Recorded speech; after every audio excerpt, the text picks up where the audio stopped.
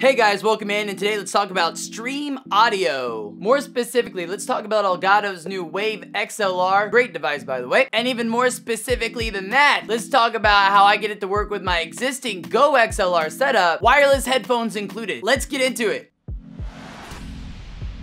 So to do this, you'll need a couple of things other than just these two devices. You'll of course want a Bluetooth transmitter, which you can get off Amazon for very cheap, and you're gonna want an audio input splitter. So it's like a Y cable. Here's what I got. I'll put the link down in the description below. Actually, link to all these things will be down in the description below. And the links help support the channel, so thank you for checking those out. What this little cable do will take the input from your Wave XLR and the input from your Go XLR and put it together into one single output, which will be your Bluetooth transmitter and wireless headphones, or just a regular pair of headphones. You'll want to be careful not to get the splitter that will allow you to do headphone and mic. You'll just look at the link. The one I'm using is down there. And the final thing that, at least for my situation, how I like to do it, in case like my wireless headphones die, I get a normal headphone splitter. That way I can just plug in a normal pair of headphones immediately and continue going with the stream. So now that you know what you're going to need for this setup, here is a diagram of my signal chain. I'm gonna go Wave XLR, dual audio input splitter. I don't know what to call that cable. Y cable? I don't know. The dual, you know what, let's see what this thing's actually called. Alright, you ready for this? It is a 3.5 millimeter to 2 times 3.5 millimeter cable.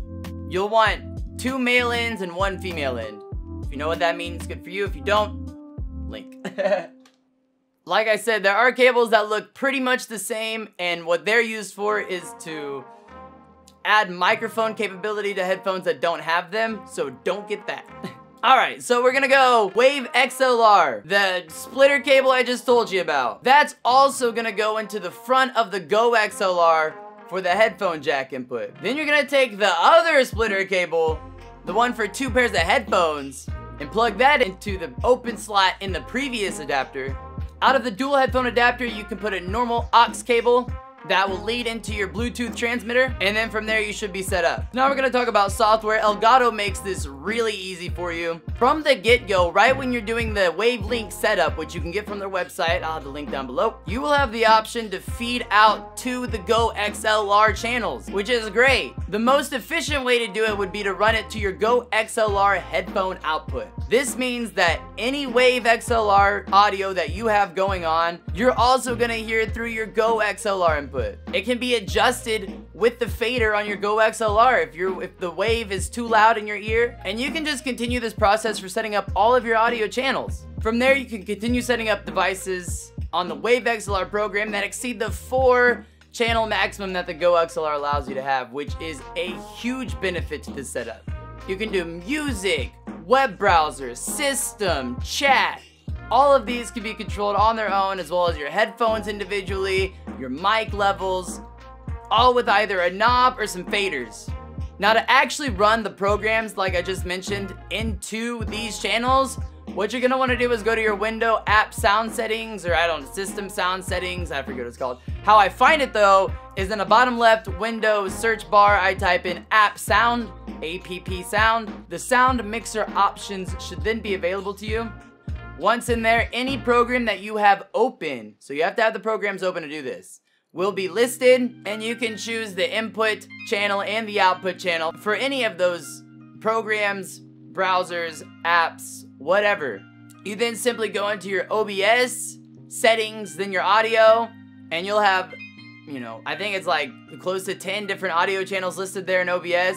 You'll be able to go through and set 2 mics, your browser audio, your music audio, and you can set them all to separate OBS channels as well, so each can be manually controlled, and you can get the perfect mix that you've been searching for. Like I said, huge kudos to Elgato for making this as possible. That software, the ability to just read the Go XLR, I was not expecting that, because the Go XLR, if you haven't used one before, it has some quirks on its own, let's just say that. If you have any questions about the setup, please leave them down in the comments below. If you have any suggestions on how to make this better, more efficient, how do you do it, please leave your comments down below. Guys, if you thought this was helpful in any way, please subscribe to the channel if you want to see more content like this in the future. Please give it a huge thumbs up if it helped you out, because that helps me out. I stream pretty much every night over at twitch.tv/precision. So if you want to come hang out there, feel free to hop in. Thank you guys again for watching, and I'll see you in the next one.